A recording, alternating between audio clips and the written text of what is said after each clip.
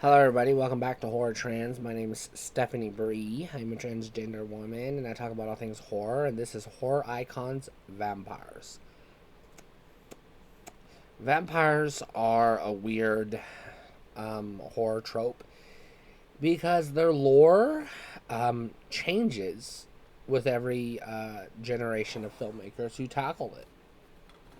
So the lore is constantly expanding and getting revised and rewritten and updated and whatnot. So vampire movies are interesting because what is widely regarded as the first feature length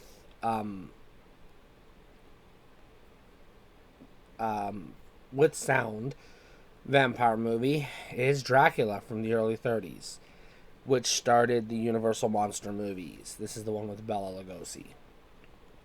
And it is the book that this is based on and this movie itself that helped establish a lot of our modern vampire lore.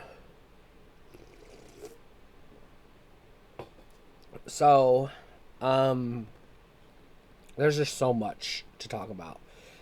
They made a bunch of the Universal Monster movies in the 30s and 40s, and then in the 60s and 70s, a company called Hammer picked up the banner, we'll say, and went on to make a bunch of additional horror movies, more modern style, gorier, bloodier, scarier in some ways, vampire movies, and helped, cement the vampire as a modern horror character or trope. We get a few good ones in the 80s and 90s, and then they kind of get a little bit of a revival in the early 2000s. But we haven't seen a ton of like good vampire movies recently, and I think part of that is because people are just sick of it. Because it's really hard to do something original with vampires, and honestly, they keep changing the lore. And the thing I don't like about when modern filmmakers change the lore is they always reference other vampire movies, which is bullshit. Don't do that. And they always say, oh, that, whatever it is, only works in the movies. In real life, it's like this. And that just irks me so much when they do that. So I'm not a big fan of that. This isn't a list of vampire movies, but I'll go over some of the common tropes.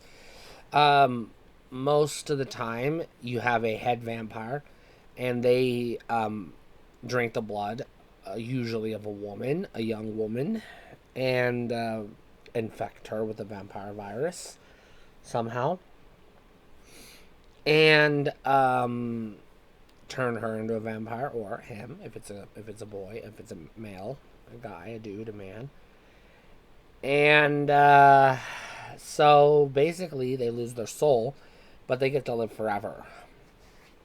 Now there are some drawbacks. Drawback number one: they can't go out in the sun, or they will die. They have no reflection. They are usually weak to garlic and holy symbols like holy water and crosses and things like that, but not always. And, sometimes they can transmutate or change form into something else, usually a bat, but sometimes a wolf or a mist. They can sometimes fly. They sometimes have superhuman strength. Um, and they have bloodlust. And in most vampire movies, if you kill the head vampire, everybody who they bit that hasn't turned fully into a vampire will turn back into a human or something along those lines. But that's not the case in all vampire movies. So, sometimes it is, sometimes it isn't. A lot of times, Count Dracula, is regarded in the vampire lore as the first vampire.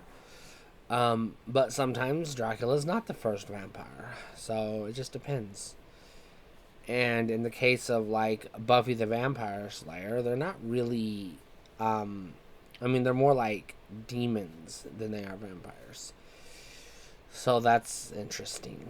So, there's different takes on it. And we have had a few ongoing TV series based on vampires. We've had Buffy the Vampire Slayer. We had True Blood. We had Interview with the Vampire. And a few others. So they do permeate our culture, and they are fascinating creatures. And there's some really good vampire movies out there, and there are some not so good vampire movies out there. Some I've already talked about on both ends. But yeah, horror icons, vampires. Dracula, I will do a whole separate video on, as well as the Universal Monsters. But there you go. Stay cool. Thanks for watching.